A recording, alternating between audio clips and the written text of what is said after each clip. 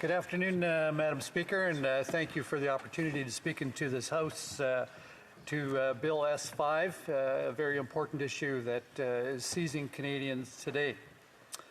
I have appreciated the speeches and questions by my honourable colleagues both today and reading over the record from the legislation when it was previously debated in this House, and I'm pleased to have the opportunity to add my voice to the conversation. You know, Madam Speaker, it's Halloween tonight, and that seems fitting. So as so often I read or hear of a legislation brought forward by this government, and again, it's frightening, especially when they start talking about the environment.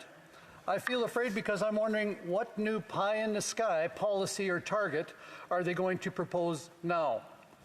Canadians are afraid. Some because all they hear from this government the last 2.5 years and also on the environment is always fear, fear, fear. Be afraid, be very afraid, we're all doomed. Others are afraid because they're just wondering how much it's going to cost.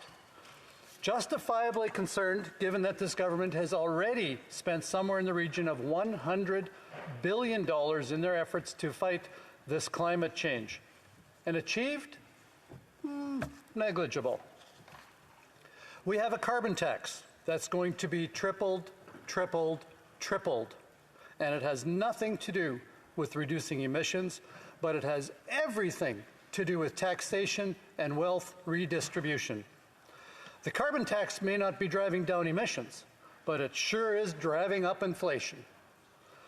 Add to that the cost of the new clean fuel standard, and that will cost Canadian families an additional $1,200 a year in gas costs.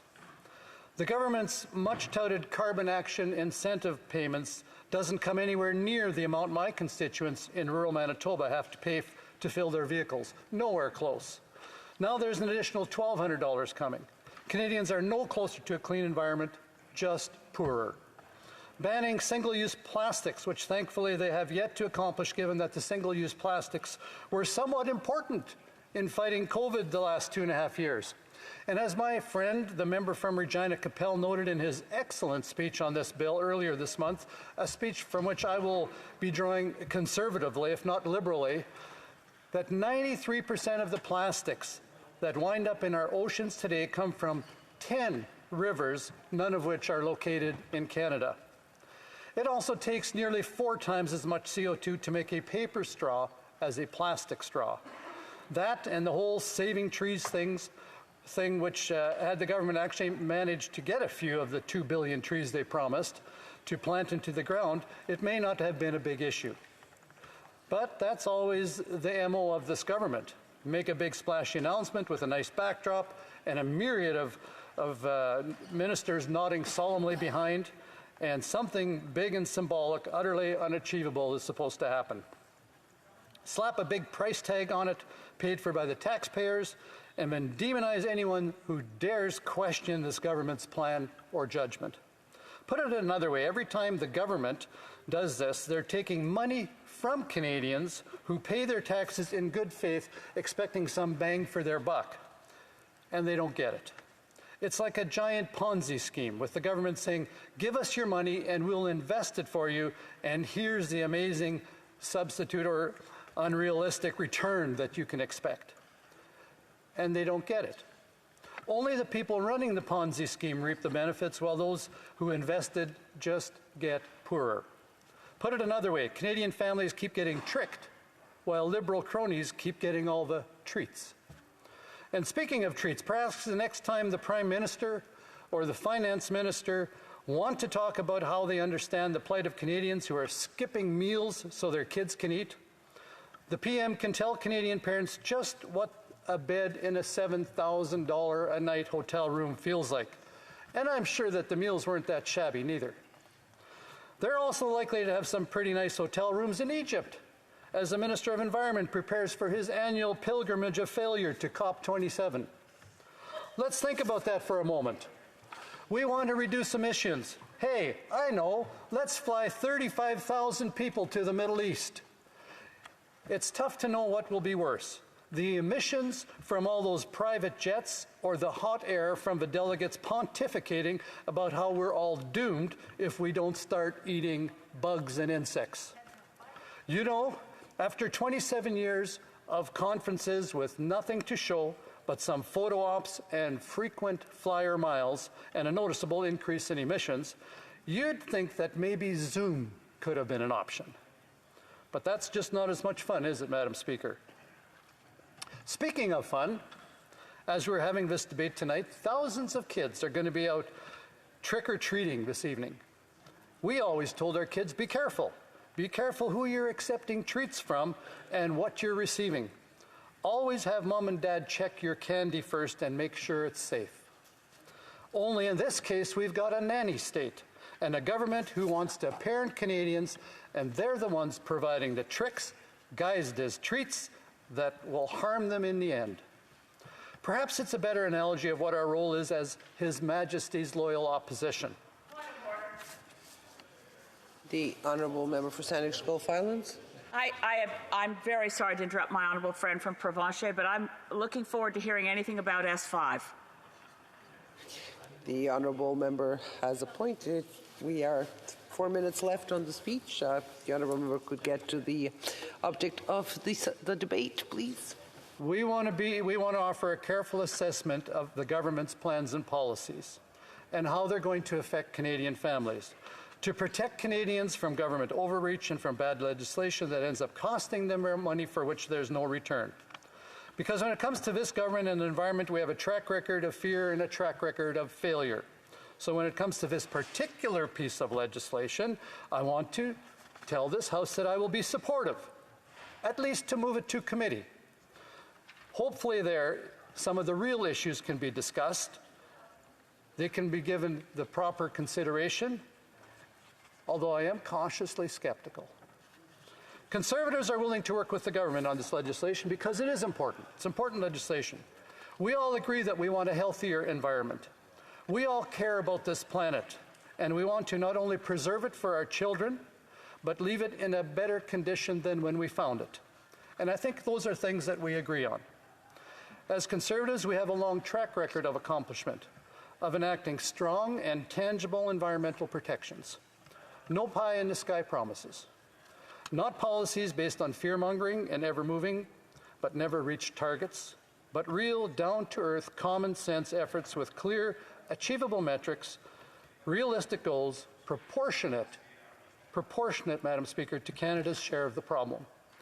And it's that last point that I really think is at the crux of the issue. The difference, or perhaps better put, the potential difference between Bill S-5 and so much of what the government has put forward is with this bill, we're actually focused on Canada. And that is a good thing. I like the fact that the bill seeks to reduce red tape. That's definitely one of its redeeming factors. That's a common sense fix that Conservatives can get behind. But even here, the government misses the mark. Rather than deal, for example, with a real tangible health and environmental issue like the dumping of raw sewage into our rivers, which, by the way, was one of the first things that this Liberal government did, they gave the City of Montreal license to do that.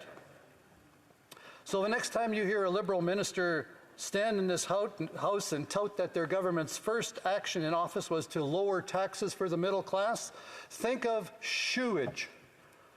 The specific word choice is up to you, but it will point you into the right direction. Rather than deal with that, rather than plant the trees or, my goodness, find a way to finally provide all Canadians with safe, clean drinking water, this bill doesn't actually do much. It ignores the Environment Committee's recommendation for national standards for clean air and clean water. It has a vague reference to the right to a healthy environment, but it's not an actual right. It's not like a charter right. But I mean, hey, it's not like vague or undefined rights have ever caused this government a problem.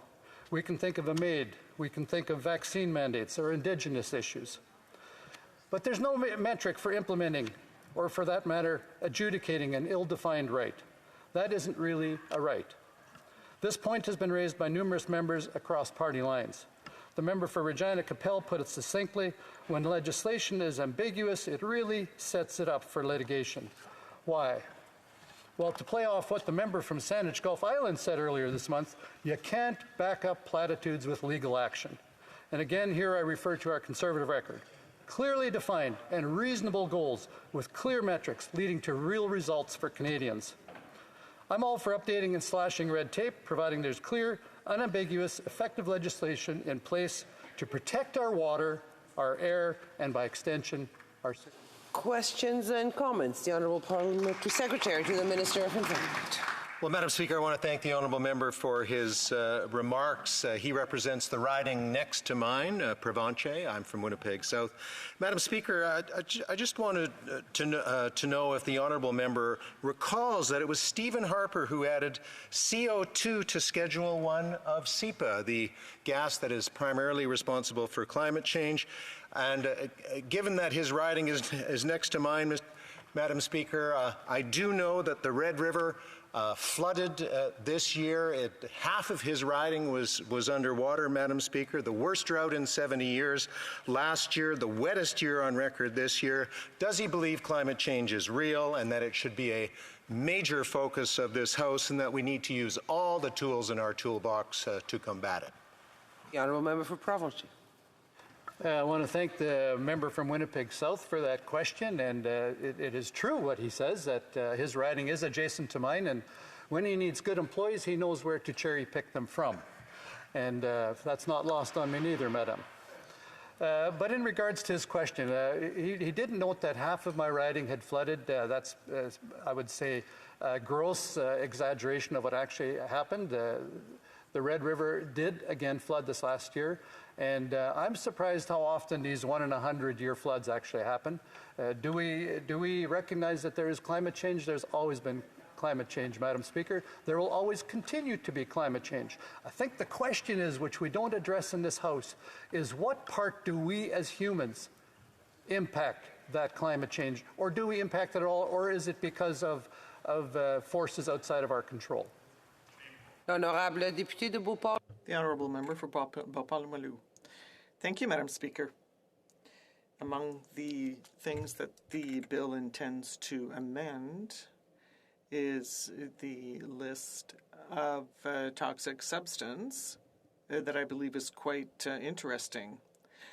I'd like my colleague to expand on that, since we are trying to create a healthy environment where people, and especially businesses, will stop polluting the air, as is the case in Rouyn-Noranda and in my riding, and which will stop legal proceedings against these companies and against the government, since it is turning a blind eye. Thank you.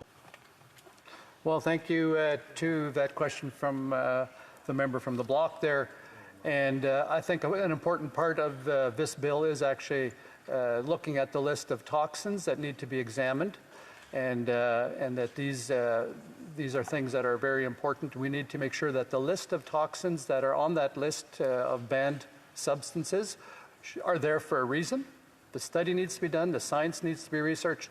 And I am troubled a little bit with what in this bill, with the part of the bill that says that any person at any time can demand that the Government of Canada examine any substance for toxicity, and I think that's one of the things that's too ambiguous, and we're going to end up with a whole bunch of lawsuits, as the member alludes to, and probably frivolous work on the government. And I think it needs to be more pointed, more direct. Are we against toxins polluting our environment? Absolutely, we are. The Honourable Member for Courtenay Albany. My colleague for his speech. Now, Madam Speaker, everybody ran on a platform to put a price on carbon in the last election. And my colleague asked a very clear question through you to the member. Does he believe that human impact is causing, exasperating the warming of the planet and causing climate change and the impacts of climate change? And we know that his party voted that climate change isn't real, that it's not caused by human impact. So I'm hoping we can get a really clear answer from my colleague on that question and where the Conservatives truly are at. Thank you. Honourable Member for Provencher. Thank you to the member for that question. And you know, what I can say as actual fact is that we believe that there is climate change. We've always stood behind climate change. And we need to do what we can, what our areas of responsibility are, to meet any negative impacts that the climate may be experiencing as a result of our activities. But what I'm against the dumping of raw sewage into the St. Lawrence River. I'm against making a promise to plant 2 billion trees and not delivering on that. Leaving it up to the forest industry. For every tree that they harvest, they plant 3. Why is it up to industry to fulfill government promises? That's what is more of a concern to me. Presuming